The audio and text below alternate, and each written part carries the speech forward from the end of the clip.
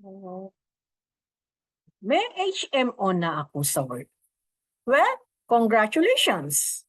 At least covered ka habang nagtatrabaho ka pa. Pero paano na kapag nag-resign ka o retired ka na? Sorry to say, pero wala na rin yung healthcare mo. Kasi hindi mo pag-aari yan. Company benefit lang yan. Kaya habang may trabaho ka pa, habang healthy ka, mag-ipon ka na for your long-term healthcare. Get Kaiser 3-in-1 Health Builder. May HMO ka na, covered ka till age 100. Insurance for your peace of mind at investment for your future goals. All in one plan. Para kapag nag-retire ka, may magagamit ka pa rin. Message me para matutunan mo kung paano makapagsimula.